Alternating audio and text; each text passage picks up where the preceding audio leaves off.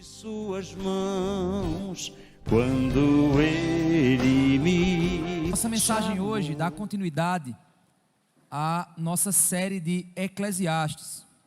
O título da nossa mensagem aqui hoje é Trabalho dá muito trabalho. Salomão, ele continua em seu experimento, e nessa primeira parte do livro de Eclesiastes, ele tem falado a respeito de sua experiência pessoal, ao lidar com diversas questões, ao lidar com vários problemas, várias situações em sua própria vida. E nessa primeira parte do livro, ele se refere muito à experiência pessoal dele. O restante do livro, ele vai falar sobre as suas conclusões e a sabedoria adquirida com base nas suas análises. E aqui Salomão continua o seu experimento e agora ele vai na direção de uma nova área de sua vida. Vamos abrir nossas Bíblias lá em Eclesiastes capítulo 2, a partir do verso 18. E vamos entender agora qual é a nova resolução proposta por Salomão. O que significa a palavra resolução? É uma conclusão que alguém chega propondo uma solução ou propondo uma problemática para algo. Isso é o termo resolução. Ele então lança uma nova resolução no versículo 18 e 19 do capítulo 2, onde nós vamos entender exatamente aqui qual é essa nova problemática que ele vai então avaliar e a conclusão que ele chegou. No verso 18 ele diz: também perdi o gosto por todo o meu trabalho, com que me afadiguei debaixo do sol. Lembrando que no contexto, nos versos anteriores, ele havia buscado a felicidade a partir das realizações. Ele havia dito: seja feliz, prove a felicidade. E ele então começou por meio das realizações, a buscar então a felicidade, por meio da experimentação da alegria, buscar o sentido de sua vida. E ele chega exatamente à conclusão de que é mais um caminho vazio. Depois, ele passa a avaliar a vida de um sábio e a vida de um tolo. E ele chega à conclusão de que o fim do sábio e do tolo é o mesmo. A morte é o caminho para ambos. No entanto, ele percebe que viver em sabedoria é melhor do que viver em tolice. E nós entendemos que o caminho da verdadeira sabedoria é conhecer a Cristo, temer a Deus, obedecer à palavra do Senhor. Pois Deus lançará juízo sobre a nossa vida no fim de tudo isso e provará as nossas obras. E se elas forem feitas em Cristo, conforme Paulo nos ensina em 1 Coríntios, as obras feitas em Cristo, elas permanecerão para sempre. É aqui então que ele, após perceber que mesmo diante de uma vida de realizações e empreendimentos, mesmo diante de uma busca por felicidade nisso, e também quando ele chega à conclusão de que mesmo sendo sábio e tendo tomado decisões proveitosas para uma vida correta diante de Deus, ele chegou à conclusão de que todo o seu trabalho era nada mais que cansaço debaixo do sol. E é por isso que ele chega então a analisar a última parte de sua reflexão pessoal, que é a respeito do trabalho. E por isso então no verso 18 ele diz que perdeu o gosto de todo o seu trabalho, com que se afadigou debaixo do sol. Pois o resultado de tudo isso, ele continua dizendo no verso 18, ficará para quem vier depois de mim. Ele pensa: eu perdi a alegria pelo meu trabalho, porque eu percebi que todo o fruto do meu esforço, todo o meu cansaço e a minha fadiga, vai ficar para outra pessoa.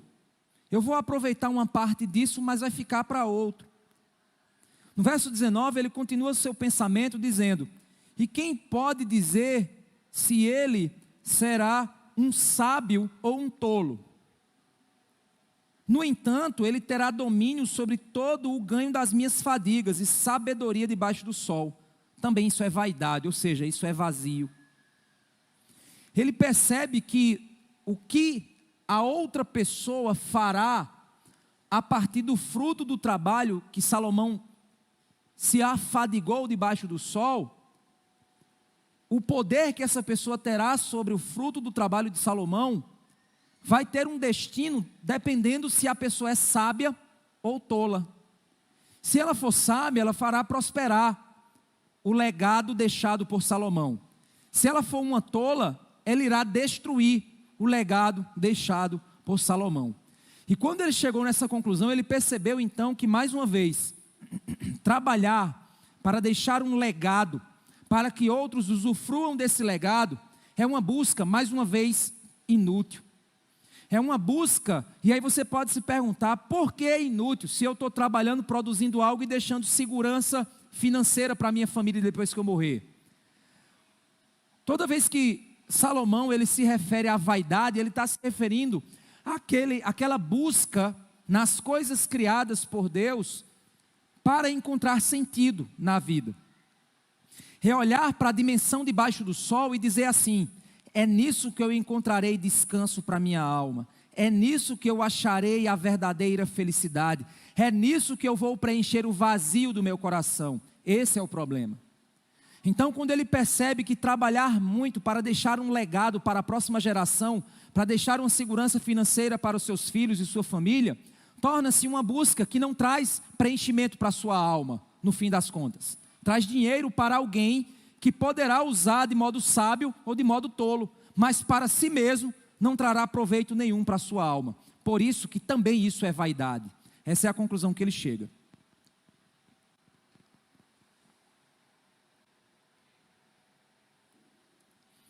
O trabalho, meus irmãos, é algo que eu me desgasto para fazer. Aproveito parte do seu fruto, mas deixo tudo o que eu construí para outros, que não trabalharam e irão desfrutar depois de mim. Essa é a verdade. Vocês lembram de grandes empresas que possuem um empresário que construiu tudo com suor e ambição? Depois que morreu, os filhos destruíram em pouco tempo o império de toda uma vida. Você conhece casos assim? Conheço vários. Pois é, isso se dá por causa da falta de sabedoria que eles, os descendentes daquele empresário, daquele grande homem, têm. Pois foram criados em berço de ouro. Não conhecem as privações que o seu pai passou e não experimentaram essas privações. E por isso não aprenderam a valorizar o que seu pai valorizou. Infelizmente, esse é um ciclo que se repete com mais frequência do que podemos imaginar. Irmãos, não se enganem. Vocês sabem as dores que passamos como igreja, em virtude da crise que a gente enfrentou há alguns anos atrás. Lágrimas, conflitos resolvidos, outros conflitos nem tanto. Perdemos um lugar, perdemos o orgulho, saímos como cachorrinhos expulsos com o rabo entre as pernas por causa dos planos ambiciosos de homens inescrupulosos. Alguns queriam brigar, ir no braço, outros queriam esperar, e nós decidimos recomeçar. Deixar a restauração de Deus acontecer. Ouvimos críticas construtivas e críticas destrutivas e dolorosas.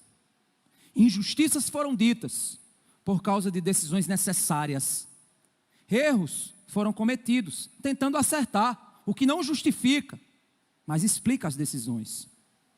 Orações, planos, espera em Deus. Já chegamos onde deveria chegar? Essa é a pergunta da Igreja Batista da Graça. Ainda não, porque o céu não é aqui.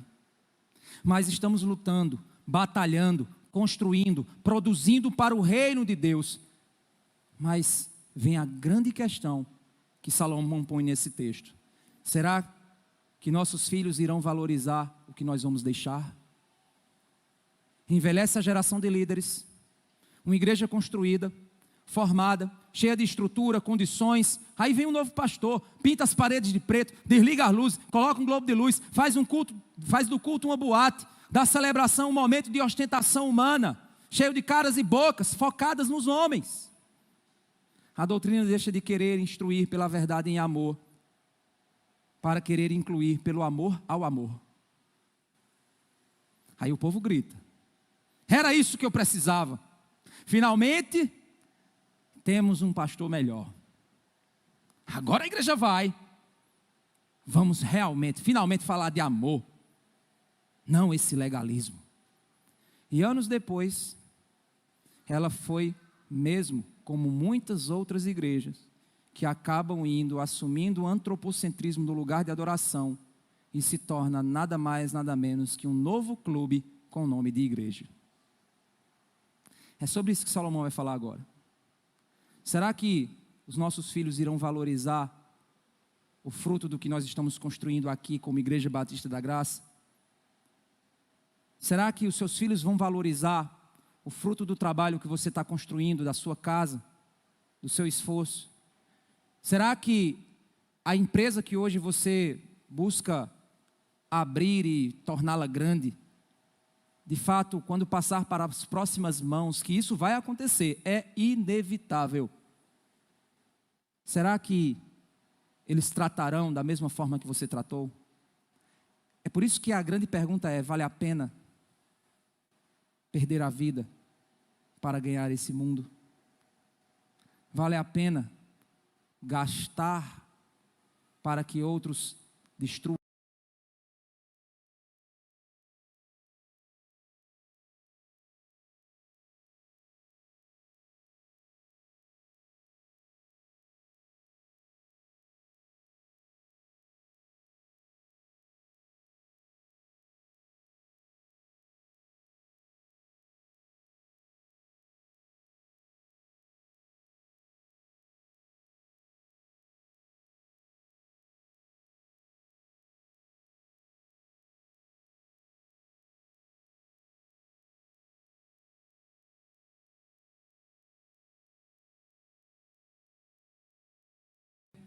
E o texto do verso 15 do capítulo 2 diz: o Senhor Deus tomou o homem e o colocou no jardim do Éden para o cultivar e o guardar. A missão masculina no jardim, então, era a missão de fazer prosperar aquilo que Deus entregou, fazer avançar aquilo que Deus o chamou para fazer avançar, proteger o status daquilo que Deus entregou. E isso se dava por meio do trabalho. Por isso que isso antes da queda é trabalho. A concepção católica está equivocada de achar que o trabalho é fruto do pecado. O trabalho não é fruto do pecado. Tem pessoas que dizem: rapaz, porque Adão comeu aquele fruto, por isso que agora eu tenho que trabalhar. Não, você tem que trabalhar antes de comer o fruto. Desculpa, gente. Antes de comer o fruto, você tinha que trabalhar. Antes da queda, você precisava trabalhar. Deus criou o trabalho é bênção de Deus. O trabalho não é fruto da queda, mas é fruto do chamado de Deus a nos tornar participantes da sua glória. Participantes por meio da criatividade, por meio do serviço ao próximo, por meio do prazer de construir, se deleitar naquilo que foi feito. Deus nos chamou para o trabalho.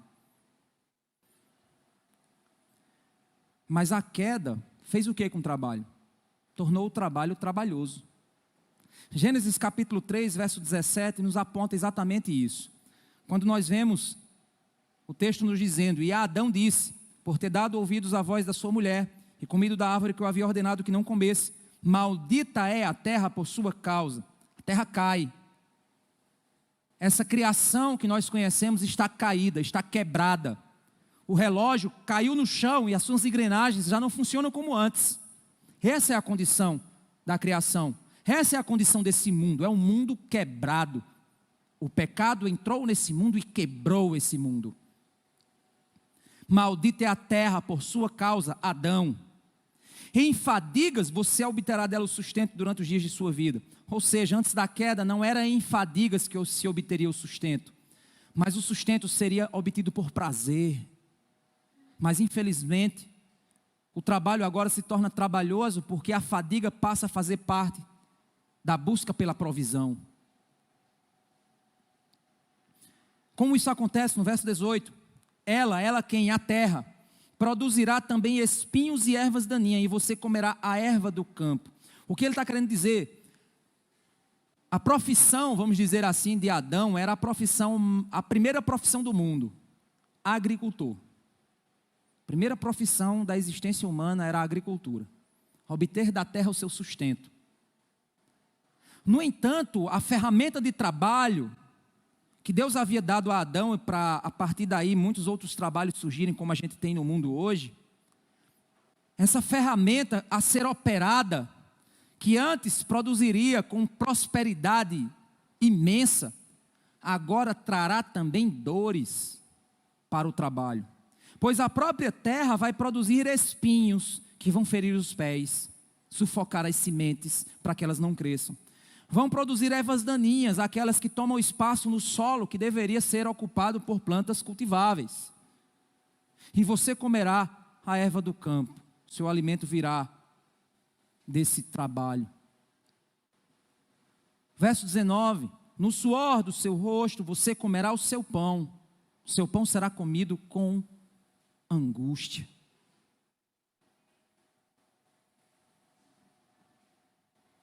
Até que volte à terra, pois dela você foi formado, porque você é pó e ao pó voltará. Você entrará numa batalha pela sobrevivência. Você vai precisar obter a sua sobrevivência da terra, mas a terra te odeia. A terra detesta você. A terra não quer cooperar com você, ela quer destruir você. E você agora vai lutar com a terra, vai combatê-la, vai tentar extrair dela o teu sustento, porque você precisa, mas o sol vai queimar tua cabeça. As pedras do solo vão curvar tua coluna. As mãos na enxada vão doer com os calos. Você vai passar a sua vida lutando com a terra para tirar o seu sustento. As doenças virão, a fraqueza virá, a velhice virá. E no fim dessa batalha entre você e a terra vence. E ela te devora no fim, porque você veio dela, é pó e ao pó voltará. Essa é a condição de muitos bons homens que sustentam suas famílias e se desgastam nesse sustento, dia após dia, saindo cedo de casa, chegando tarde de casa. Pastor, e as mulheres? As mulheres também fazem algo semelhante, mas aos homens foi dada essa responsabilidade. De sustentarem, de se desgastarem, de se doarem, de abrirem mão do seu conforto para tirar o sustento de suas famílias. Esse era o projeto de Deus, que os homens fizessem isso, as mulheres auxiliassem nesse processo, e que agora, por causa do pecado, essa terra se levanta contra o trabalho. A queda tornou o trabalho trabalhoso. Trabalhamos para nos sustentar em uma terra que luta contra nós. Trabalhamos para nos sustentar em um mundo pecaminoso que atrapalha o nosso trabalho. Porque o pecado não é somente o que vem ali da terra produzindo isso, mas a gente trabalha em um mundo onde o nosso coração nos engana com falsas promessas de dominação. Chega lá em Babel, mais à frente, na Torre de Babel, os homens dizem assim: vamos trabalhar melhor o tijolo para aumentar a nossa tecnologia na produção do melhor tijolo. Vamos usar o melhor cimento para produzir um prédio tão alto que faça o nosso nome, tecnologia e trabalho a serviço do ego humano, a serviço da egolatria. O pecado faz isso. Quantas vezes nós usamos o nosso trabalho para desfrutar dele de modo pecaminoso? E por isso, o pecado entra no trabalho também, no meu coração, e eu começo a pensar: o trabalho vai me trazer condições para ter tudo o que eu preciso, por causa do dinheiro. O trabalho vai me trazer realização pessoal e descanso para a alma, me dando identidade. O que você é? Quando a gente pergunta, o que você é? A pessoa pensa logo: eu sou professor. Não, você não é professor, você é um ser humano que trabalha na área de ensino. O seu trabalho não é quem você é, sua identidade não é essa. Você é o quê? Eu sou pastor. Não, eu sou um ser humano que atua na área do ministério pastoral. Mas a gente tem essa tendência na nossa cultura, de transformar o nosso trabalho em nossa identidade. Vou ser respeitado por causa do meu trabalho, vou pegar aquelas profissões que dão nome. Tudo isso traz angústia ao meu coração. O trabalho dá trabalho à minha alma. Como então Salomão executou esse experimento? Vamos ver? Verso 20, volta lá para Eclesiastes.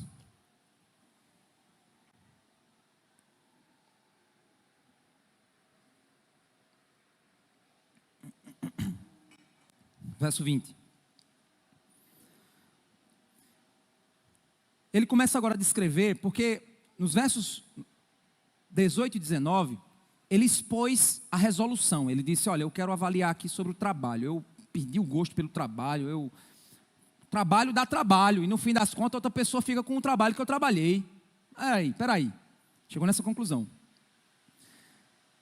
No verso 20, ele vai começar a descrever como foi que ele chegou nessa conclusão. Verso 20. Então tratei de fazer com que o meu coração perdesse a esperança de todo o trabalho com que me afadiguei debaixo do sol. Ele agora tomou uma ação. Ele disse assim, eu vou fazer o seguinte. Eu vou ver formas de confrontar a esperança que o meu coração coloca no trabalho. Olha o que ele está dizendo. Eu tratei de fazer, ou seja, foi uma ação dele. Ele fez. Tratei de fazer com que meu coração perca a esperança. O que é esperança? É esperar. Esperança é um sentimento de espera. Eu espero que aquilo aconteça. Eu espero do meu trabalho que ele me dê condições de fazer minha feira. Essa é a esperança. Ele então disse o seguinte, eu vou pôr a esperança que o meu coração põe no trabalho, eu vou pôr essa esperança em xeque agora. Eu vou tirar ela e vou analisar ela. Vou cortar ela no meu laboratório e vou examinar. Ele ataca a esperança no trabalho. O que esperar do fruto do que eu me esforço para alcançar? Deixa eu tirar a minha esperança do trabalho para ver o que é que acontece. É isso que ele faz. Todos vocês aqui possuem uma esperança no seu trabalho. O seu trabalho vai trazer para você status, dinheiro, influência, poder para fazer alguma coisa. Uma reafirmação de identidade, quando eu conseguir isso, quando eu pegar meu canudo e começar a ser o que eu quero ser, aí, meu amigo, o bicho vai pegar. Todos nós temos esperança.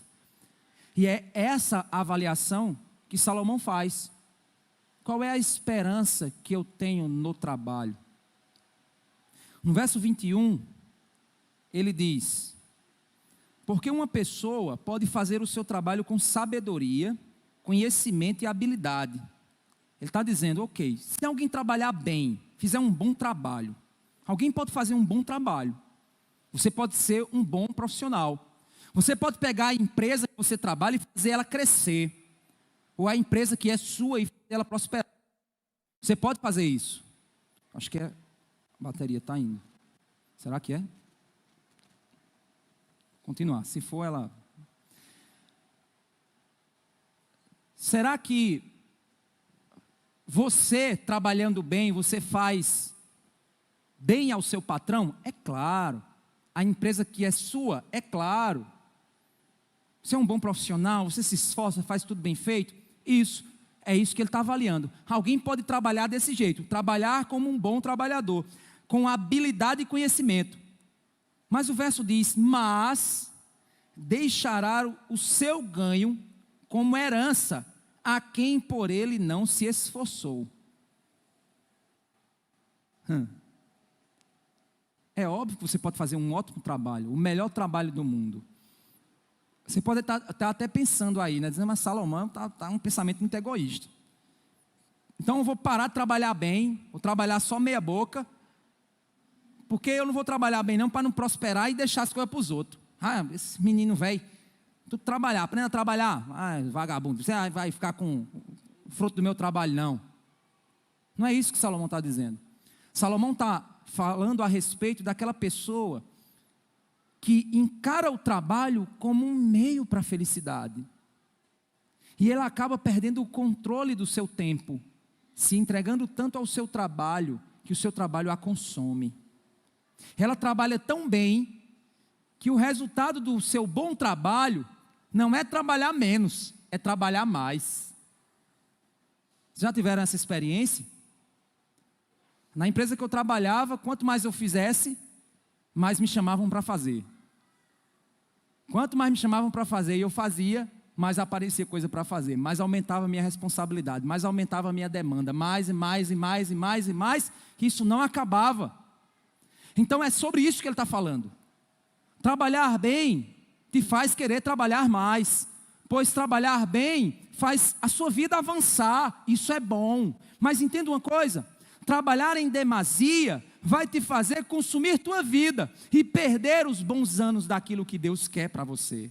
Esse é o ponto, porque você se desgasta a sua vida para produzir um império, não tem mais nada a não ser uma vida e uma história de vida, de trabalho, para na hora da velhice que você diz, agora eu me aposento e aproveito, você só vai ter doença, cansaço, fadiga, e os outros pegam aquilo que você fez e destrói.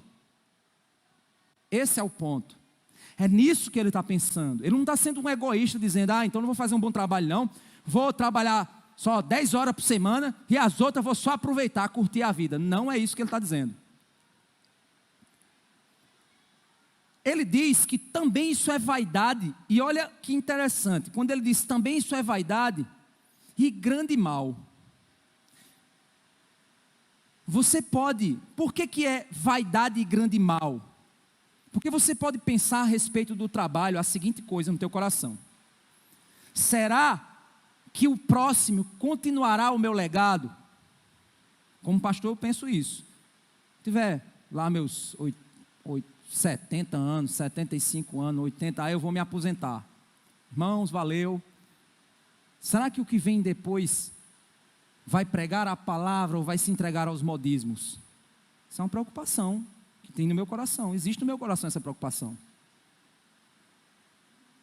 Você pode pensar isso a respeito da sua casa, da sua família, dos seus filhos, de muitas coisas, da sua empresa.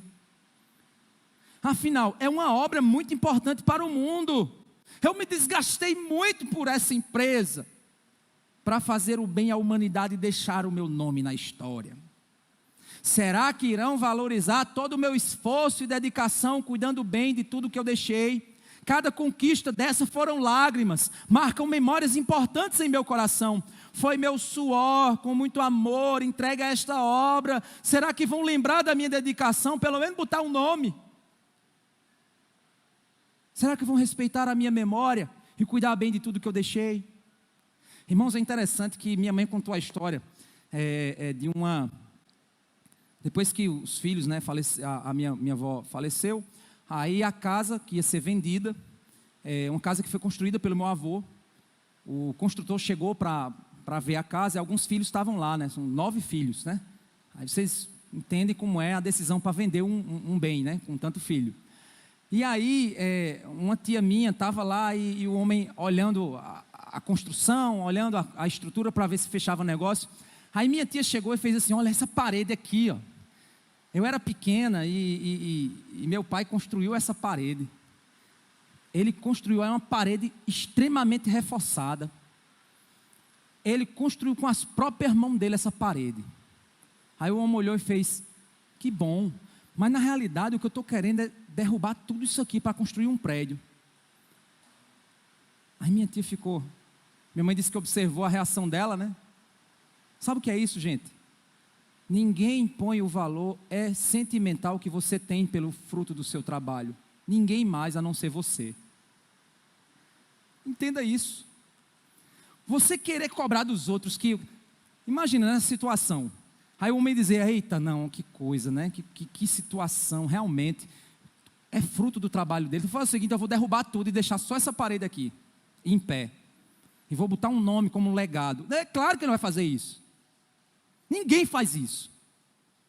Então, se você acha que você vai deixar uma fortuna para os seus filhos, você vai deixar confusão para eles. Briga, discórdia, problema. É isso que você vai deixar. Porque você pode até se esforçar dizendo: eu vou deixar um bom legado para meus filhos, uma mansão.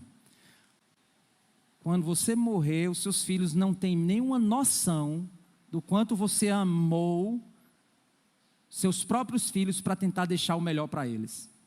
Eles não têm valor nisso. Porque não foram eles que sofreram para construir. Eu não estou dizendo que você não tem que deixar um legado para seus filhos. Mas eu acho interessante que existe uma frase que eu já vi muitas pessoas falando, né? Diz que a melhor herança que você pode deixar para os seus filhos é o ensino, é o estudo, é a educação. A melhor herança que você pode deixar. Ninguém rouba e faz bem a eles por toda a vida. É você produzir bons homens e boas mulheres para essa geração. Isso é o melhor legado que você pode deixar. Não é ele ser doutor, pós-doutor, nada disso. Não é isso. Não é ele ter dinheiro, uma casa, ter uma fazenda, ter muita. Não, nada disso. É você construir nele. O maior legado que você pode deixar é você educá-lo para ser uma pessoa temente ao Senhor. É o melhor legado que você pode deixar para os seus filhos.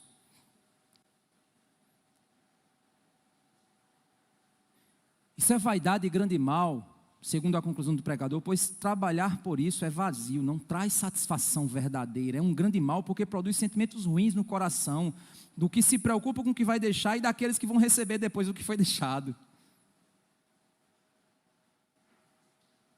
No verso 22, então, ele diz: pois que proveito alguém tem de todo o seu trabalho e da fadiga que o seu coração em que anda trabalhando debaixo do sol?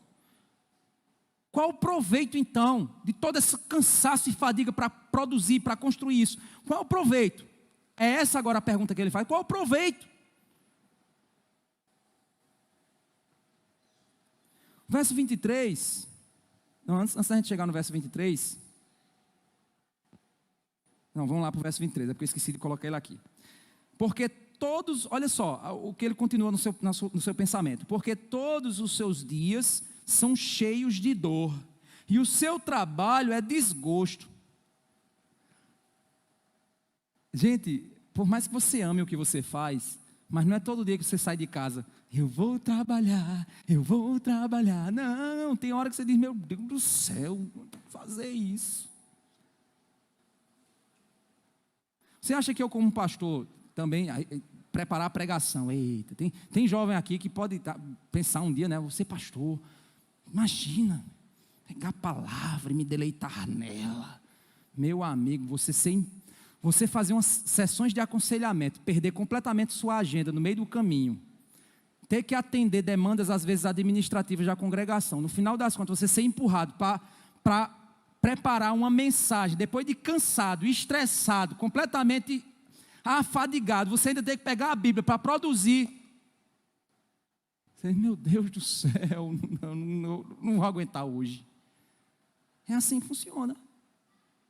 Todo trabalho dá trabalho. Pode ser o mais lindo do mundo. O mais que você diz assim, é a minha esperança. Essa mensagem de hoje, sabe como foi que eu produzi ela? Viajando. Porque no meio do caminho a coisa foi bum, bum, bum, bum, bum. Eu digo, e agora? Eu vou ter que abrir mão do meu sono. Não vou abrir mão do meu sono, senão eu não produzo. Porque como o trabalho é mental, então eu preciso descansar. Aí lá no intervalo do curso lá, aí eu pegava o texto. Deixa eu ver aqui o que é que Salomão está dizendo. Assim, você achou que eu estava lá cercado de livros, e um anjo, blim, blim, tocando umas coisas, não, blim, blim, blim, blim, não, meu amigo, era eu lá no hotel lá, era no intervalo do café, aí um aluno, pastor, eu quero tirar uma dúvida. Espera aí, meu irmão, espera aí um pouquinho, eu tiro a sua dúvida, espera aí. E eu lá, foi assim. Aí cheguei no hotel, ainda fiquei ouvindo o pastor Daniel tirando sarro com a minha cara, dizendo, isso é um trabalhador. No meio do caminho, na estrada, o que é que eu estava fazendo? O audiobook para ouvir, porque eu estou dirigindo, eu estou ouvindo, a cabeça está funcionando, eu estou trabalhando com a mente ali. É assim que funciona. Todo trabalho dá trabalho. Mas isso não significa dizer que ele não traz alegria. É necessário você entender o ponto que Salomão vai nos levar. Ele continua dizendo, todos os dias são cheios de dor, no verso 22, seu trabalho é desgosto, nem de noite o seu coração descansa. Também isso é vaidade. Até de noite você está sonhando. A Michelle ali está rindo. Um dia desse a gente estava passando por uma situação aqui na igreja. Aí eu disse, Michelle, eu passei a noite inteira recebendo uns americanos para falar da construção da igreja. Que loucura. Passei a noite todinha em reunião com os americanos, porque veio um grupo de americanos ver a igreja, e aí eu fui resolver com eles que eles queriam levantar uma oferta para a gente construir a igreja. Olha só, eu dormindo e trabalhando na construção da igreja. É assim, gente. Agora, não sei porque eram os americanos, meu Deus do céu. Vamos mudar a nacionalidade, né? Nada contra os americanos, mas podia ser uns, sei lá, uns russos, não, eu não sei. Pode ser também, se for crente, né? Sustentar um trabalho com a força do seu braço, um projeto com sua sabedoria, ou sua família com seu esforço, é uma preocupação muito intensa para o coração. Sustentar um projeto com sua força é pesado. Quero deixar para minha família o melhor, você pensa. Quero deixar o melhor para minha família. Quero dar condições aos meus filhos para viverem uma vida melhor que eu. Quero dar a eles o que eu não tive. Todo mundo pensa isso. Quero que eles vivam uma boa vida. Mas você se esquece que você é o que é por causa do que você teve e do que você não teve. Você esqueceu disso. Aí você está construindo mini monstros que nunca cansaram, nunca choraram, nunca sofreram por nada. E vão pegar tudo aquilo que você se esforçou para dar o melhor para eles e vão destruir, porque você mesmo foi que construiu aquele monstrinho. Suas alegrias e dores construíram você, e seus filhos precisam ser construídos também. Estou dizendo que você vai dizer para o seu filho pede para comprar um caderno para a escola, você diz, vá trabalhar para comprar seu caderno. Não é isso, gente. Você vai dar condições aos seus filhos, mas você precisa entender que você não tem a obrigação de dar uma melhor vida que você não teve. Dar condições para que eles aprendam a viver. E isso sim você tem que fazer.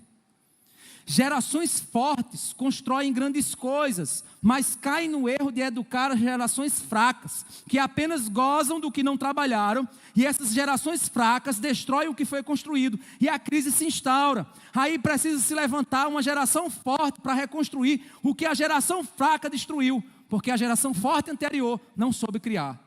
Esse é um ciclo, é o ciclo da humanidade, não é assim? A gente viu isso agora. Vai viver na década ali entre 30, Segunda Guerra Mundial, Primeira Guerra, aquele período ali onde tinha peste, tinha guerra, tinha meio mundo de coisa. Meu amigo, essa geração que está envelhecendo e morrendo é a geração de aço. Mas eles cometeram um erro, nos criaram. E aí o que é que a gente fez? Pandemia, ai, vou para debaixo d'água. É isso que a gente fez. Vou para debaixo da cama, me esconder. Ai. Vai viver naquele período para tu ver, a geração de aço está morrendo. Aí vai ficar a geração de floco de neve. Somos nós. Essa geração floco de neve vai construir uma geração terrível. A crise está instaurada, se prepare. Precisamos construir uma geração diferente. Uma geração forte. Porque na hora da crise, é isso que vai fazer a diferença. Existe um salmo que dá um choque de realidade para a gente, o Salmo 27. Vamos lá. Abram no Salmo 127, a gente vai ler só um versículo dele. Salmo 127. Eu vou pregar esse salmo aí nesses dias. Vou pregar ele novamente, porque eu já preguei ele uma vez. Salmo 127. Só ler, certo? Verso 1. Se o Senhor não edificar a casa, em vão trabalham os que edificam. Se o Senhor não guardar a cidade, em vão vigia a sentinela. Será inútil levantar de madrugada, dormir tarde, comer o pão que conseguiram com tanto esforço. Aos seus amados ele o dá enquanto dormem. Você está lá achando que se você fizer 2.000 horas extras, perder seu sono e se acabar inteiro trabalhando, você finalmente vai quitar todas as suas dívidas. Enquanto você está confiando, acreditando, idolatrando o seu trabalho, sabe o que é que Deus está fazendo? Aquele que descansa no Senhor, Ele está dando. Ele está dando, enquanto Ele dorme. Olha só, não é enquanto Ele é preguiçoso, não é isso. mas enquanto ele descansa. Porque Deus é o nosso sustento. O trabalho é só a ferramenta para isso. Ele é a nossa provisão. O trabalho é só o veículo que Ele usa para nos dar o que precisamos. O trabalho não é nosso Deus. O trabalho não nos dá capacidade de controlar a nossa vida. O trabalho não nos dá capacidade de ter tudo o que a gente quer. O trabalho é um meio somente de prover as nossas necessidades, não as nossas vontades. O Senhor é meu pastor e nada me faltará. Não daquilo que eu quero, mas daquilo que eu preciso. Vivemos uma geração que quer dar aos filhos tudo o que eles querem e não o que eles precisam. E negam dos seus filhos o que eles precisam, presença dos pais.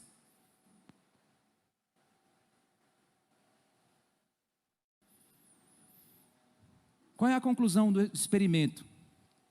A conclusão alcançada por ele, no verso 24. Vamos voltar lá para Eclesiastes. A conclusão é maravilhosa. Ele diz assim: não há nada melhor para o ser humano do que comer, beber e fazer com que sua alma desfrute o que conseguiu do seu trabalho. Qual é a missão do meu trabalho? Trazer à minha alma desfrutamento das bênçãos de Deus. Para que serve o meu trabalho? Trazer desfrutamento das benesses do Senhor. Vou repetir, verso 24. Não há nada melhor para o ser humano do que comer, beber e fazer com que sua alma desfrute o que conseguiu do seu trabalho. No entanto, vi também que isto vem da mão de Deus. O trabalho que produz desfrute para a alma vem da mão de Deus. Vou repetir. O trabalho que traz desfruto para a alma vem da mão de Deus. Não é o trabalho que não dá trabalho, mas é o trabalho que traz alegria para a alma.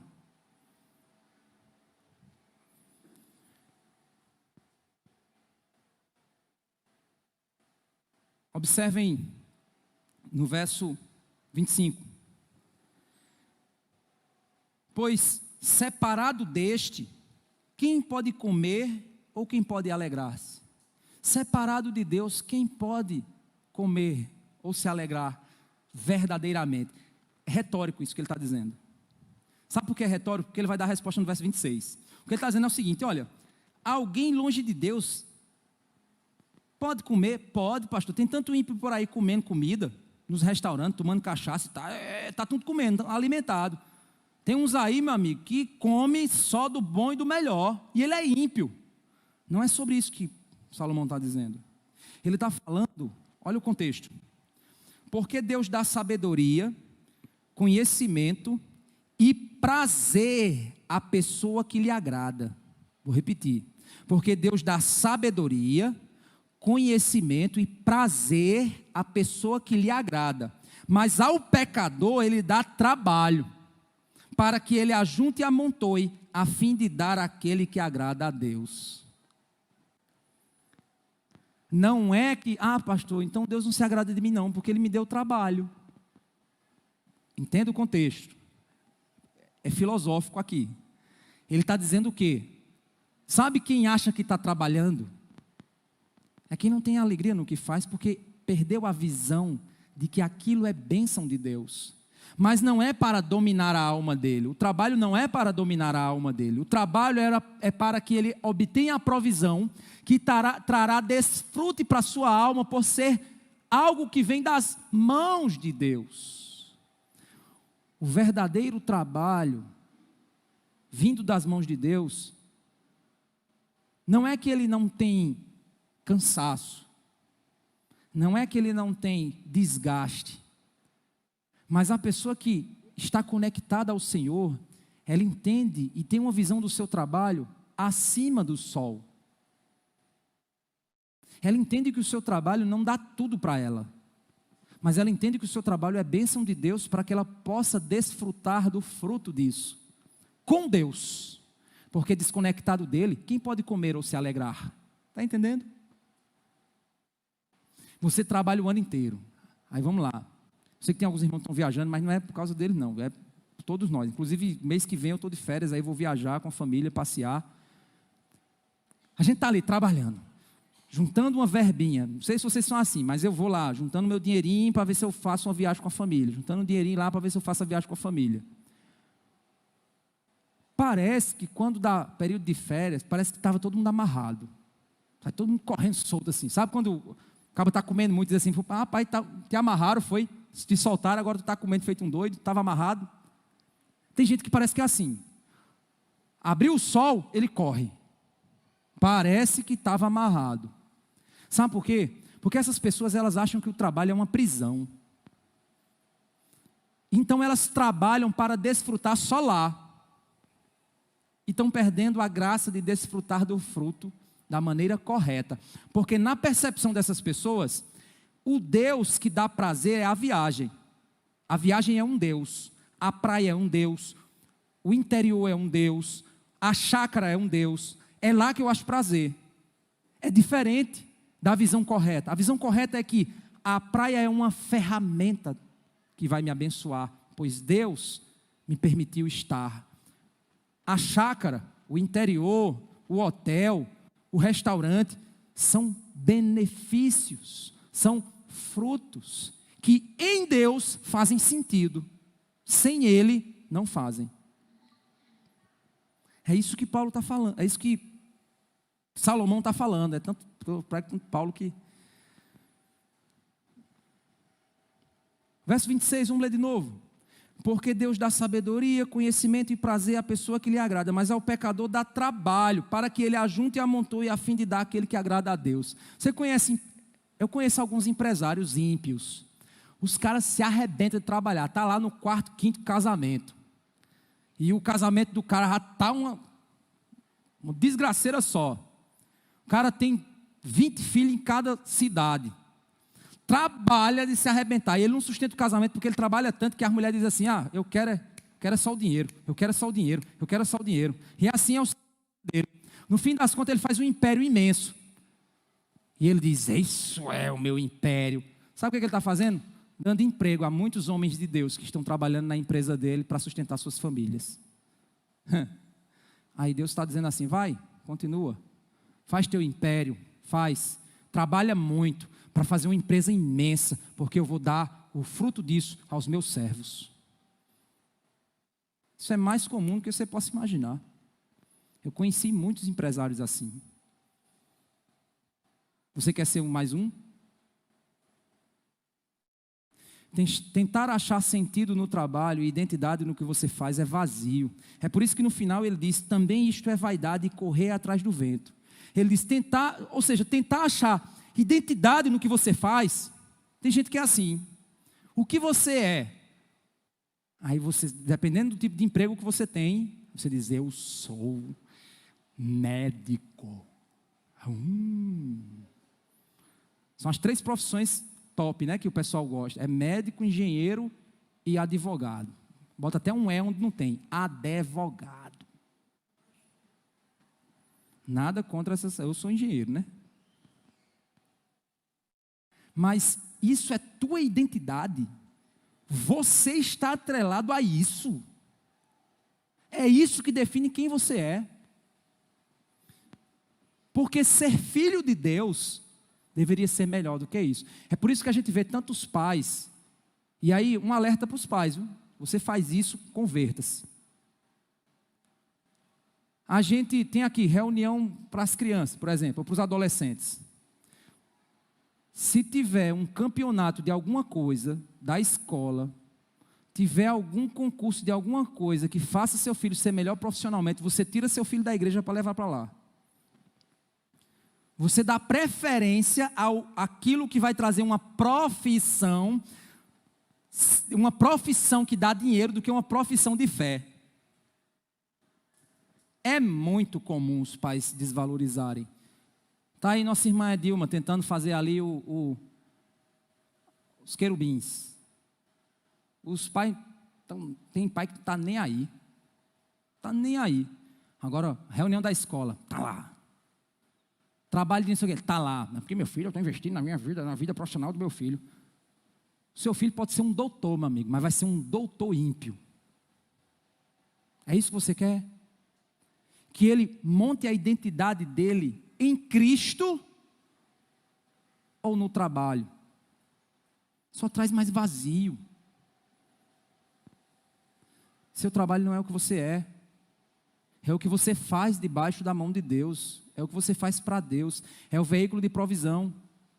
A gente precisa mudar a perspectiva que nós temos do trabalho, precisamos deixar de idolatrar a nossa profissão, como se fosse fonte de identidade, de alegria, de provisão. Deus criou o trabalho para nos alegrar com Ele e nos fazer participantes da multiforme graça de servir.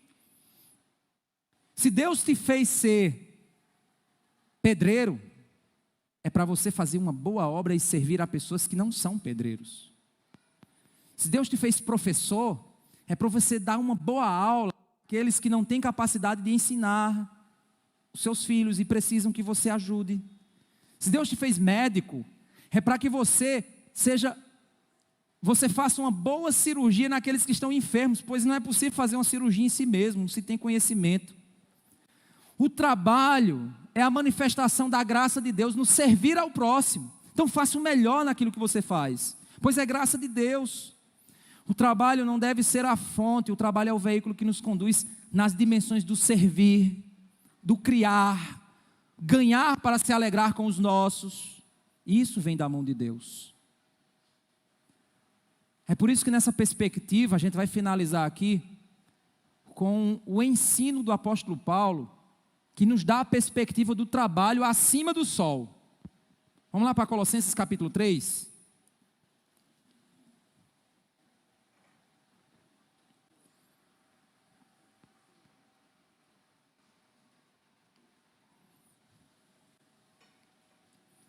Debaixo do sol, o trabalho dá trabalho.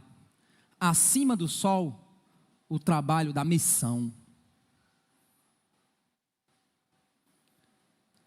Debaixo do sol, o trabalho dá trabalho. Acima do sol, o trabalho te dá uma missão. É diferente. Por que eu estou dizendo isso? Colossenses capítulo 3, verso 22. O apóstolo Paulo diz: servos, obedeçam em tudo a seus senhores. Ou seja, eu vou trazer para a nossa cultura, certo?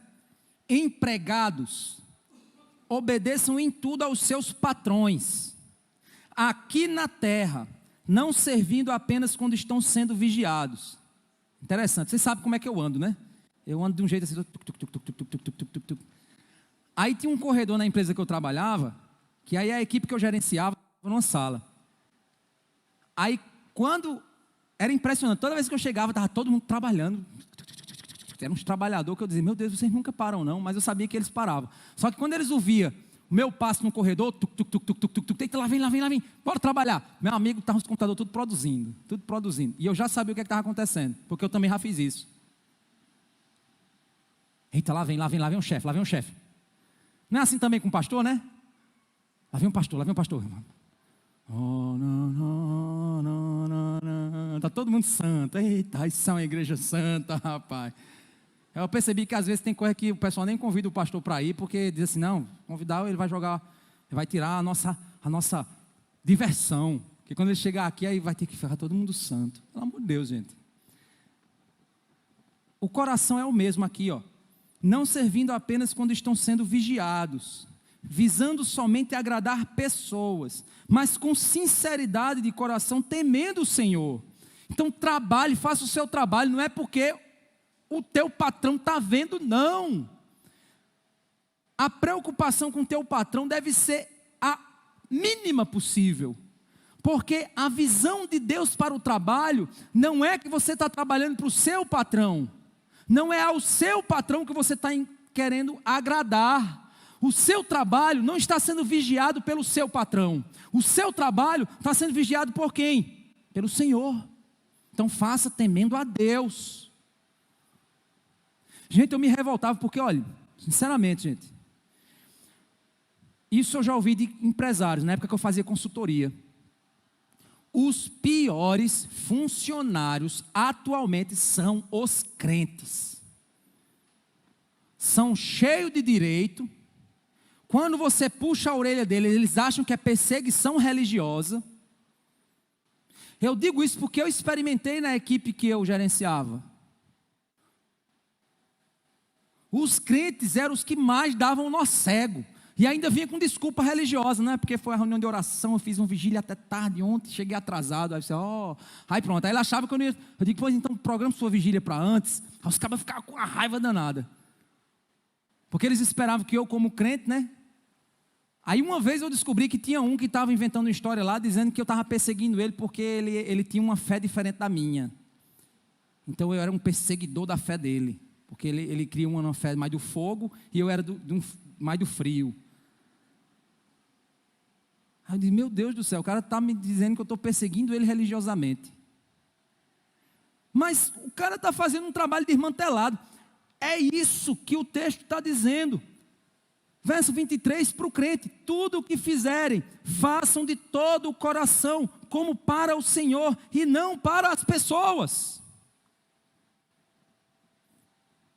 Você acha que o maior cliente que você tem da sua empresa é a pessoa que está te pagando? Porque o cliente é o patrão, né?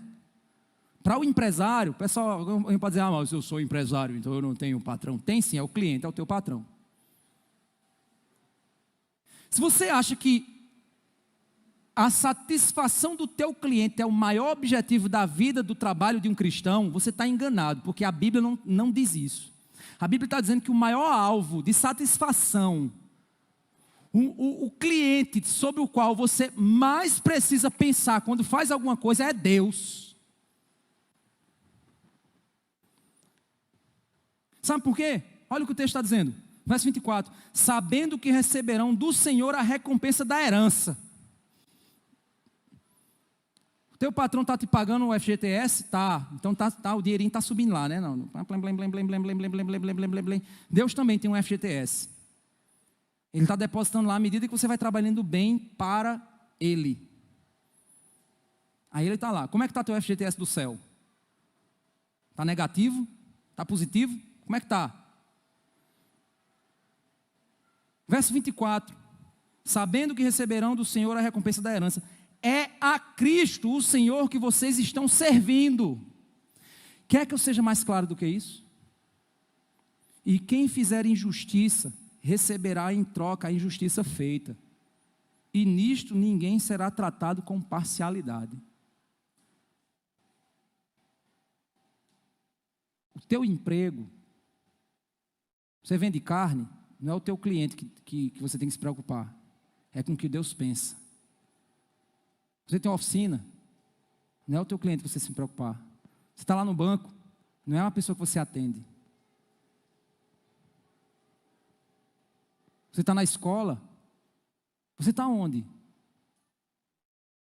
O alvo do teu trabalho, obviamente, é o serviço a quem recebe o teu serviço. É claro, isso é indiscutível. Mas quem tem que dar... Quando o pessoal que trabalha na AIC, né, nessas coisas de atendimento ao cliente. Aí faz assim, olá, tudo bem? Ao término da ligação, o senhor pode nos avaliar? Eu posso.